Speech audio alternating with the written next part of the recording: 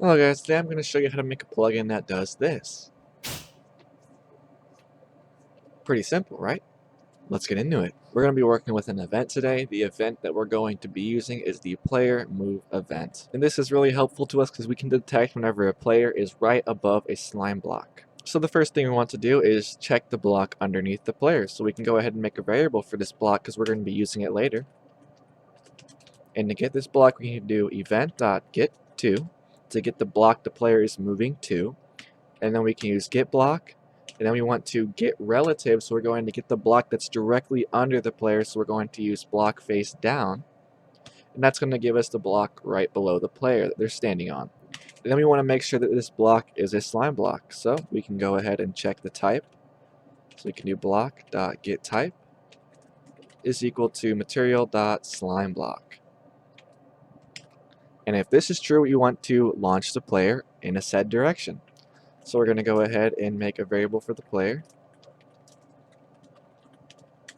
And then we're going to make a variable for the player's vector. I'm going to go ahead and import player here. And to get the player's vector, we have to get it from their location. We can actually go like this, get their velocity like that. But I want to do something a little different. So we're going to get the location and then get their direction. And then we want to modify this vector, because what this is doing right now is it's going to launch the player in the direction they're facing, but we want to always launch them up. So no matter if they're looking straight into the sky or straight at the ground, they're going to get launched forward and up. So to do this, we can go ahead and use our player vector variable and set the y to 0.5. This value can be anywhere between -1 and +1. +1 is going to be straight up at the sky. -1 is going to face the player straight down towards the ground. We want the player to get launched forward, so we want to increase their velocity. We're going to go ahead and just use their velocity that they already have. And we can set their velocity using the setVelocity method. And I can go ahead and use this vector I created and multiply it by, let's say, I did 5 in the intro, so I'll do 10 here to get launched even farther. Now, this is all the code you need, but if you want to add a cool sound like I did, what you need to do is get the world. I'm going to use the block for this. You can use the player too. And then we can use this world variable to play a sound. We're going to play a sound at a location, so I'm going to get the block's location. And then we're going to need to input the sound.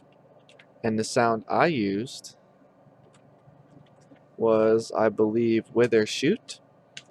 And then I also turned up the volume to 50 so we can hear it as we get launched away.